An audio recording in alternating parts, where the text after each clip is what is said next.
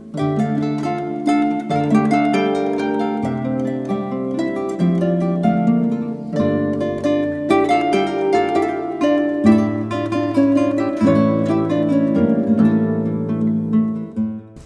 morning, everyone, and welcome back to the conference and to the third and final day of the conference.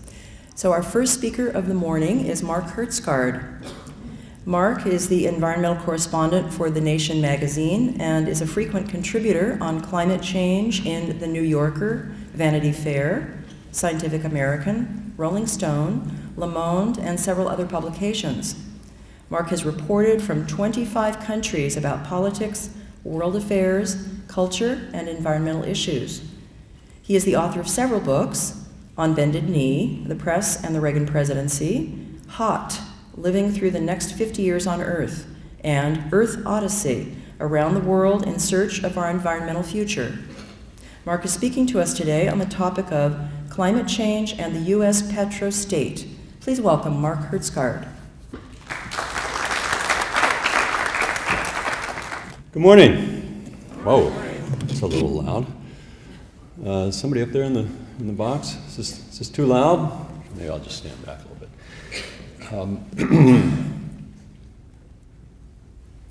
So, how many people here were at the Great People's Climate March in New York, September 21st? Please raise your hand. Not so many. How many people heard about the Great Climate March? We had one in San Diego. All right, how many people participated in a climate march on the 21st in New York or anywhere? Really, put your hands up again if you participated. Wow, that's interesting. So about half the room did and about half the room didn't. Curious to know why the half that did not. Something else that day. Yeah, something else that day. Well, okay. I'm here to talk this morning, you just heard, about the Petro-State, but I'm going to start by talking about the antidote to the Petro-State, which is that kind of mass mobilization that we saw on the 21st. And I did cover that. I am the environment correspondent for The Nation magazine, and so I wrote about it and reported on it in some detail. And I think it is really a historic moment for the climate movement in the United States and arguably globally, that finally the people who are working on climate change with this march finally began to get serious about politics. For 20 years, and I've been covering this issue now for 20 plus years, for 20 years people have been talking about what we should do about climate change. The scientists have been pretty clear, and the environmental voices have been pretty clear, but there has been no real serious, I would argue, political strategy for how you achieve this. Essentially, it has been the de facto assumption, it seems, has been that, we'll say that this is problematic for the planet, and the people in government will respond accordingly.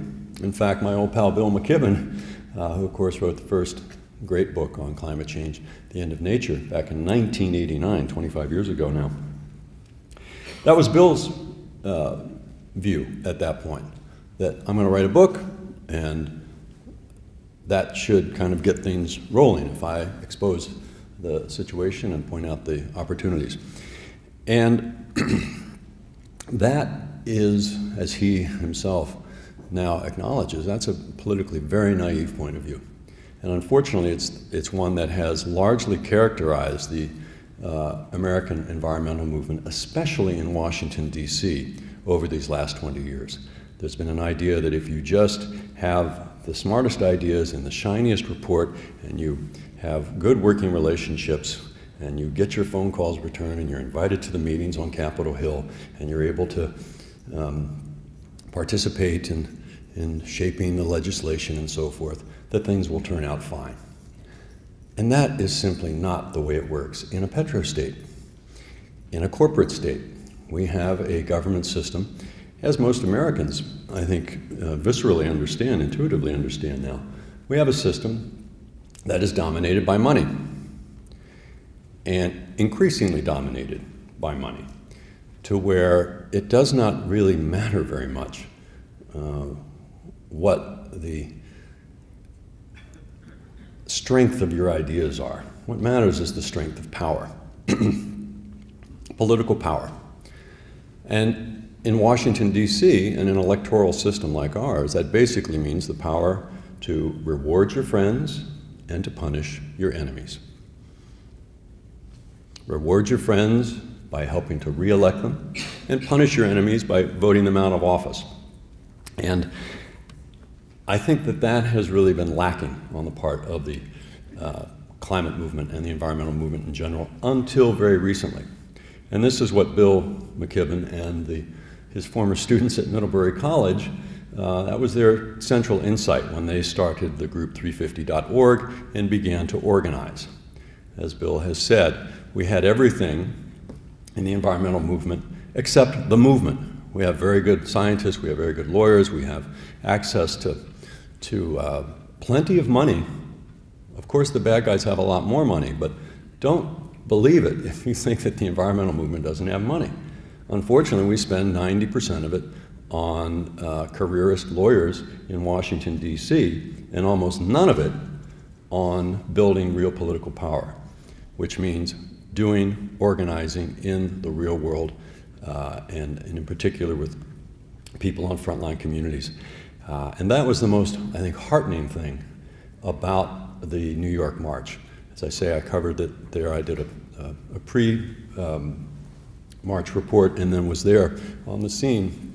And it was so different than any other climate march or environmental demonstration I've seen. There was genuine diversity. Genuine diversity. We've talked a lot about diversity in the movement for years now, and that's good. But for the most part, it still has been the usual suspects, the well-off, the white, etc. And hey, I'm well-off and white. I'm not putting down well-off and white, but that alone is not going to get the job done. And what was so fascinating about New York on September 21st was white people were maybe, at best, a plurality. They were not the majority in that march. It was young people, in particular, young people of color, actually led that march. The first marchers were young people from the Rockaway neighborhood, which is the sort of, in Hurricane Sandy terms of New York City, the equivalent to the lower ninth of Hurricane Katrina in New Orleans. They got hit the hardest. They were left without government services the longest, and they are now fighting back. And the people who organized this march very explicitly went and reached out to those kinds of local organizations and to labor unions. That was the single most exciting part of this. There was genuine labor movement participation on the 21st. Thousands of members, lots of different unions. And that is, as anyone knows who's looked at the history of the environmental movement, that's long been a difficulty for the environmentalists. They've not been able to really make a connection with labor. And I think that is now genuinely coming. There's enough preparatory work been done and great work within the labor movement to realize that A, there's no jobs on a dying planet, and B, that if you do it right, you can really, if you do the fight against climate change right, you can really make a very prosperous economy. So these are all very, very positive things. And it's really the only thing, I think, that gives us a chance against the power of the Petro-State. Now, I'm going to talk a little bit of Barack Obama here, and I imagine that many of the people in this room are very disappointed in what Mr. Obama has done as president. He certainly has fallen very far short of his promises when he was a candidate in 2008.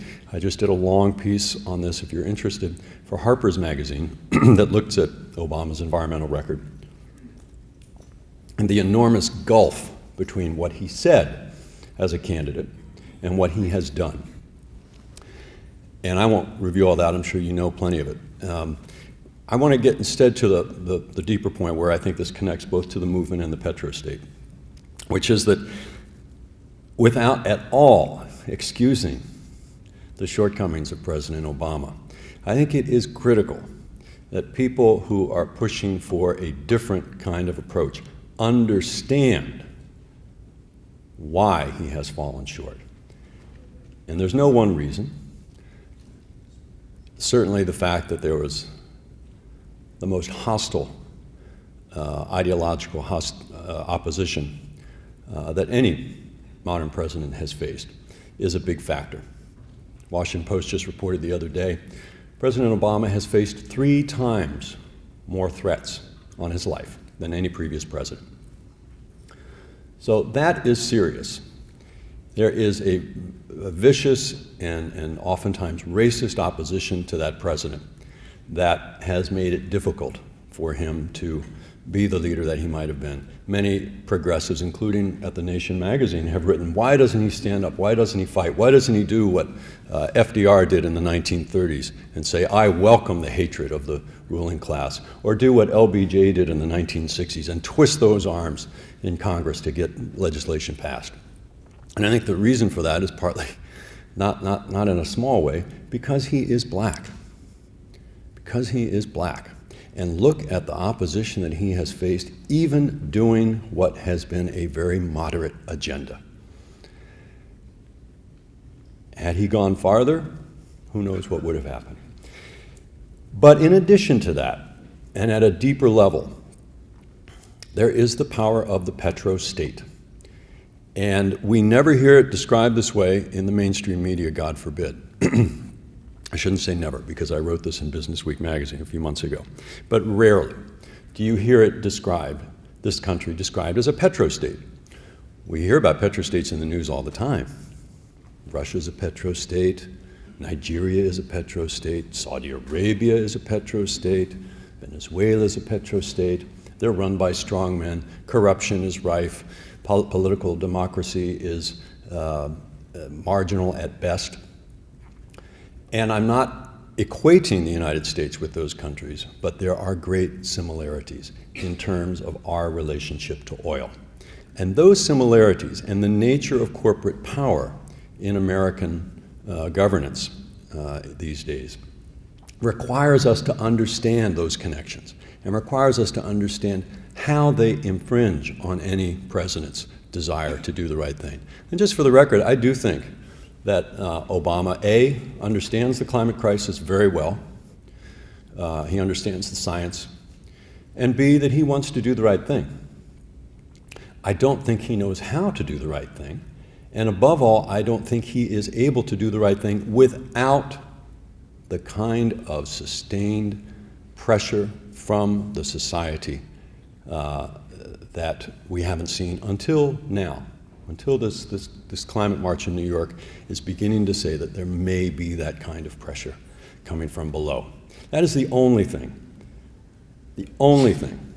that allows a United States president to say no to big oil on a fundamental issue like climate change.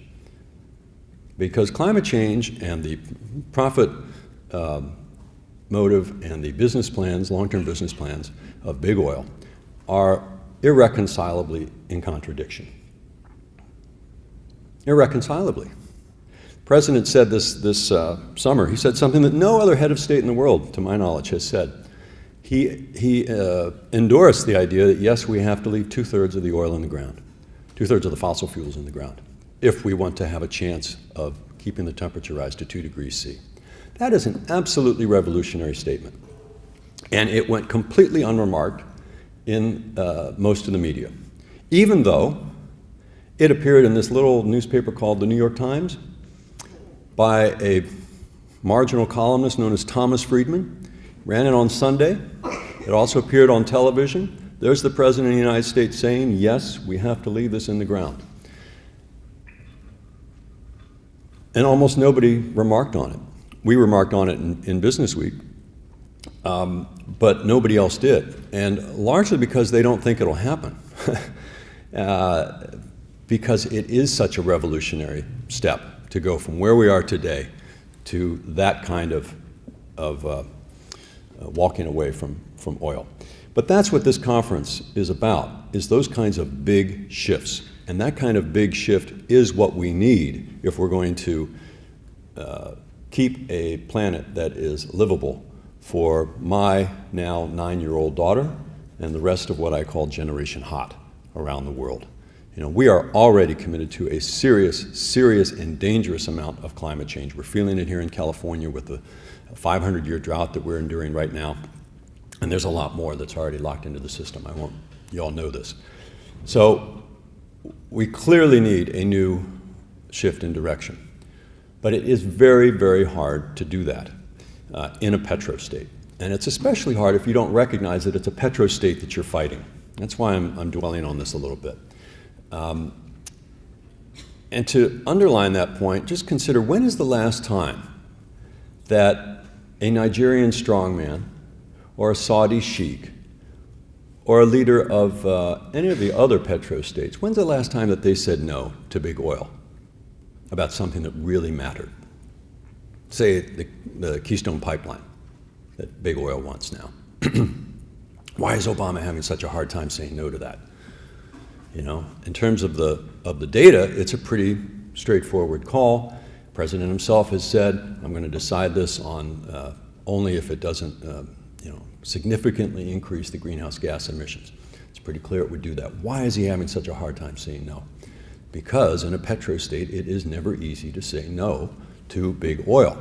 And this is, when I say petro-state, this is not just a rhetorical turn of phrase here. This is grounded deep in American history.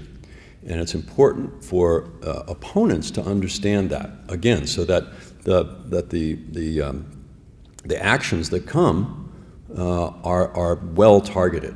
It's not enough to say, oh, Obama, he's a sellout, Obama, he's weak, Obama this, Obama that, without understanding that any president who is the president of a petro-state is going to find that a very hard decision to undertake.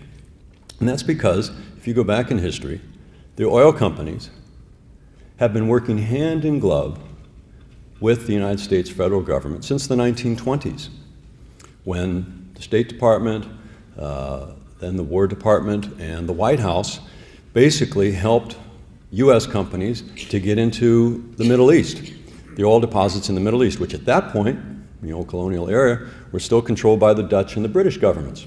So there was a fight among the imperial powers, and the White House and the U.S. government wanted to have their own oil supply, so they worked very closely to get U.S. companies in there. And that turned out, and then that was in the 20s, then in the 30s, there were major discoveries of oil in this country, and that was huge. Texas, Oklahoma, here in California. People don't think of California as a big oil state. We're the third biggest oil state in the country. And that turned out to be geopolitically critical because the United States fought World War II with a huge advantage that no other country had, which was our own oil supplies. It's part of what did Hitler in, was not having his own oil. Likewise with the Japanese. They didn't have their own oil. That's part of why they expanded into Asia.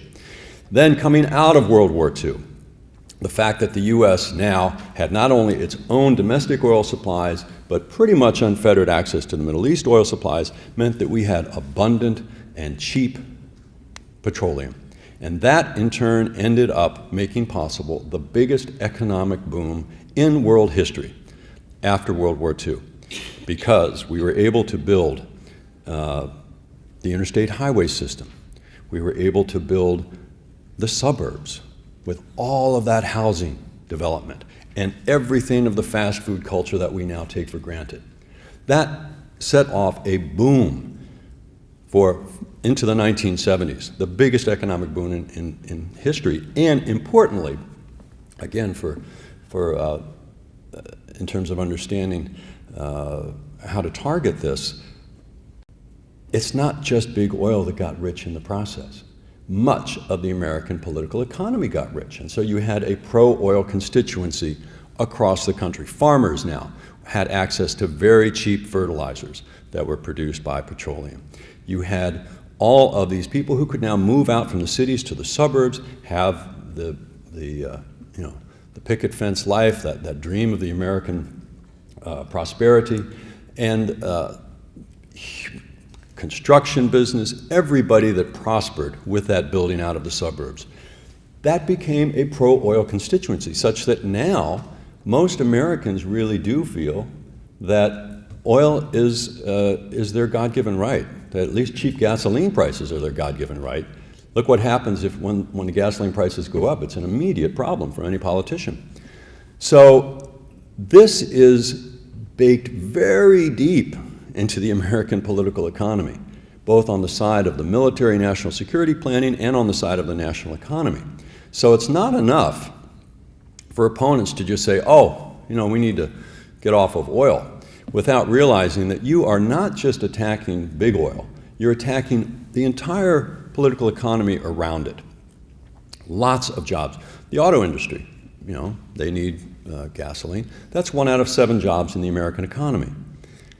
So it's a big job, and that's why it's difficult for a president to say no. Then add on top of that, in the meantime, of course, who got richest the most from all this was ExxonMobil and the other big oil companies. They are now the richest industry, business enterprise in human history, and they spend money like crazy to keep it that way and to get politicians to do what they want. So given all of that, that's the kind of opposition that any president faces.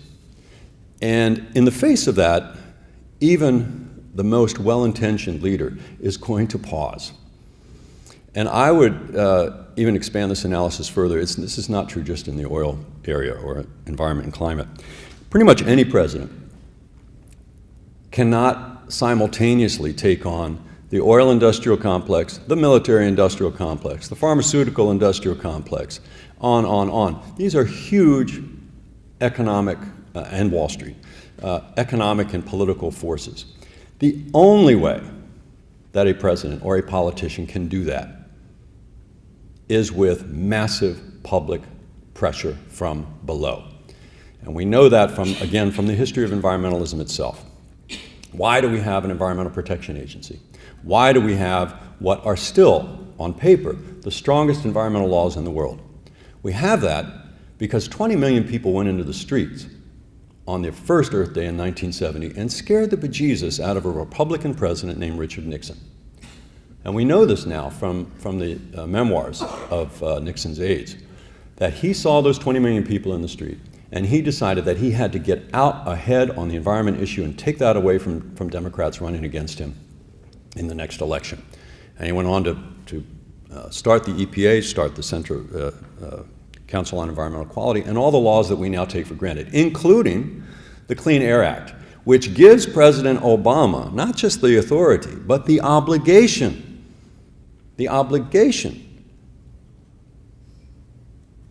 to protect the country from climate change. On paper, the Clean Air Act is all President Obama needs to say no to KXL.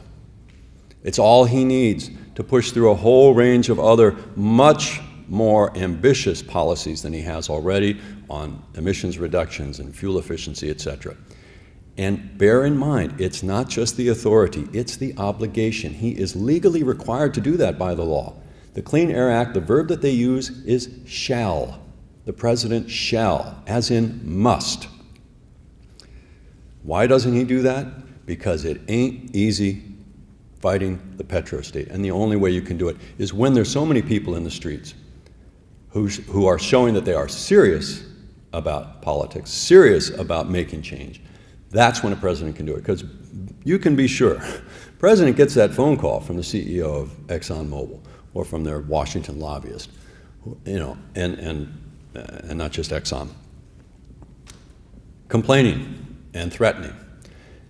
And the president needs to be able to say, I hear you, but I have 20 million people in the streets. I have 400,000 people in the streets of Manhattan, and I have to listen to them as well. So that is the way that a Petro-State can be, I think it's the only way, in fact, that a Petro-State can be opposed and defeated. And so I'm actually very, very encouraged by what appears to be the development of a real movement now coming out of the People's Climate March on the 21st. And in particular, and this is what you've been talking about here, the importance of building up alternative structures. And I'll just leave you with this thought, since I think my time is about up here. Sometimes people like to say that the fight against big companies like this is David and Goliath, right? We're little David and we've got our slingshot, and there's Goliath up there. And that's an appealing story, but I don't think it's quite the right story. I would suggest instead the story of Gulliver's Travels among the Lilliputians, where what they did was waited for Gulliver, and then when he fell asleep, they tied him down. They tied him down, working slowly, working with little things that on themselves, by themselves, would not be sufficient. But once you have 1,000 or 2,000 of these wrapping around the ankles and the knees and the hips and the head and the hair, I remember, very troubling. And that, I think, is a better analogy. And there's one more addition that they don't have in Gulliver's Travels, which is, I think, really what makes a gathering like this so important, is that it's not enough just to tie down and immobilize the bad guys, the giant. It's crucial at the same time to build up the alternatives, and to do it in a way that does not repeat the mistakes that got us into this place. And there's incredibly heartening developments there. And not all of them, by the way, I don't want to be misunderstood here, not all businesses are cutthroat entities like ExxonMobil is. You look around the world right now, in Germany, which is a decidedly capitalist country, but with social governance of capitalism. In Germany, they are now well on the way to leaving fossil fuels behind and nuclear power behind.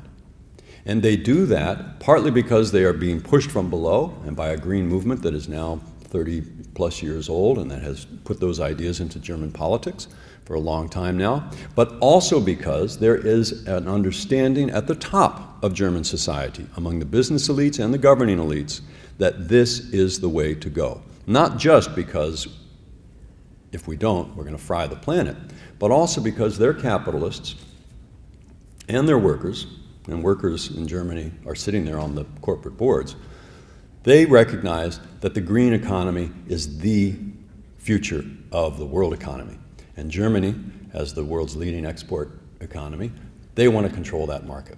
So they're out there. Here in California, those of you who don't live here in California, we have gone very far with fuel efficiency, energy efficiency, and we're going even farther. Jerry Brown, the governor, wants to make California completely carbon-free by 2050.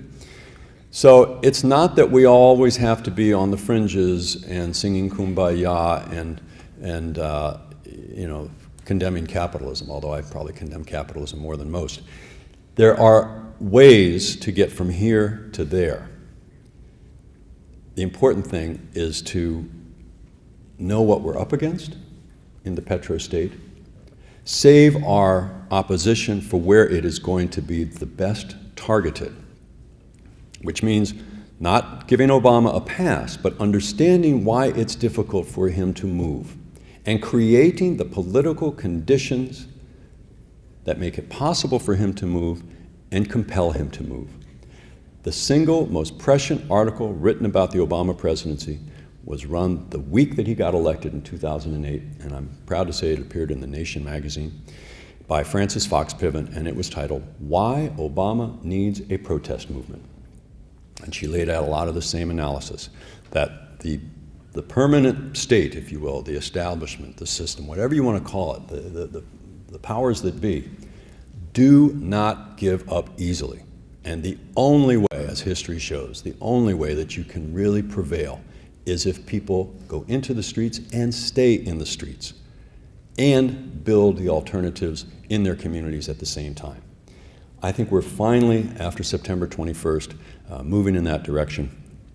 And as a father, I couldn't be more gratified by that.